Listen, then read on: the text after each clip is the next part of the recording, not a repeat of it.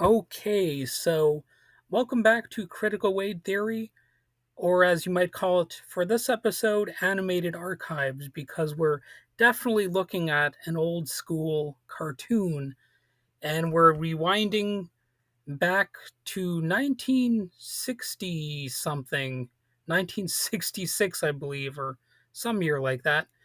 And we're looking at an iconic, strange, and unforgettable moment in animated history.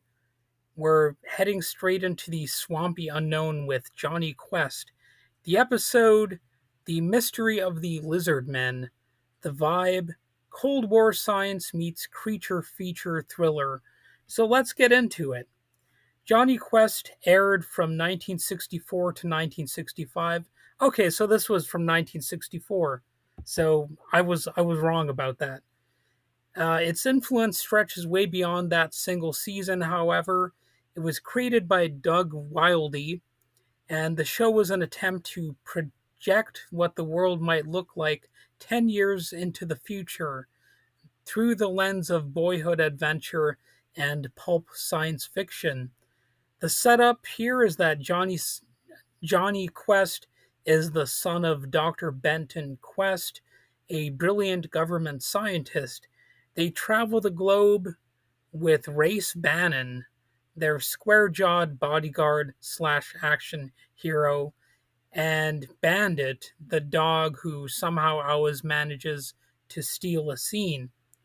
In this episode, The Mystery of the Lizard Men, the crew investigates a strange series of ship disappearances near the Sargasso Sea.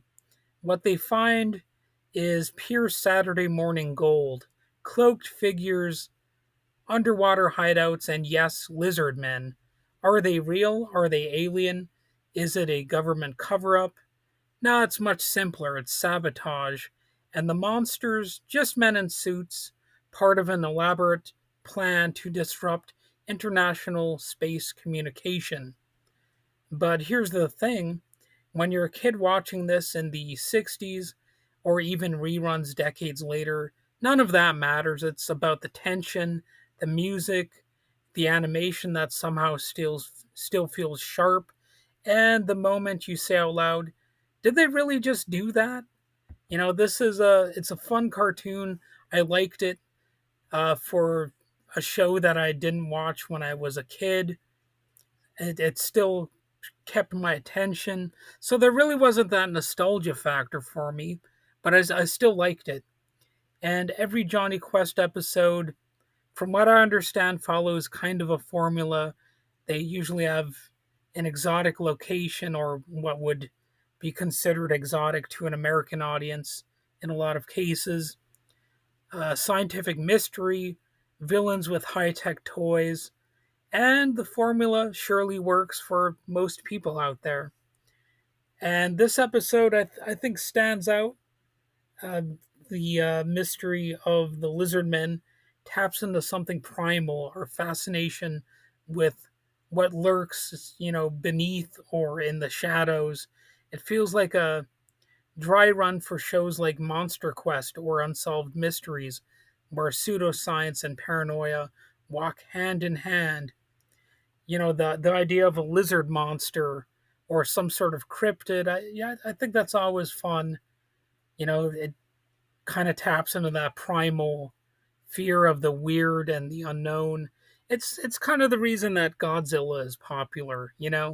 It's a fun idea to have some lizard monster that's out there creeping in the darkness or swimming in the waters. And while Haji doesn't appear in this particular episode, Haji is another character. His absence, he usually provides mysticism from what I understand. It gives the spotlight to Race and Dr. Quest's problem solving, which emphasizes science over magic and skepticism over fear. So, from what I understand, what I gather, Haji is going to appear in future episodes, and I may very well check those out in the future.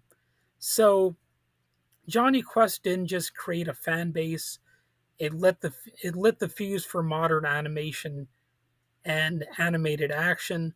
Without Jonny Quest, you probably wouldn't get things like Batman the Animated Series or even the parody brilliance of the Venture Bros. I know that a lot of Adult Swim shows seem to be inspired by this sort of animation style, the Jonny Quest style. And you know what? The very name of Jonny Quest is actually pretty cool. So, the mystery of the lizard men, it's a perfect entry point. Suspenseful, suspenseful, suspenseful, suspenseful, stylish, and loaded with retro futuristic flair that really defined that era. And I earlier did an episode about the composer for the James Bond franchise, Mr. Barry, and the spy movie theme kind of continues in this episode. So if you haven't seen it or haven't revisited it in years, go ahead and cue it up. It's a fun 25 minutes of high stakes, low tech fun that still hits decades later. And thanks for listening to this episode.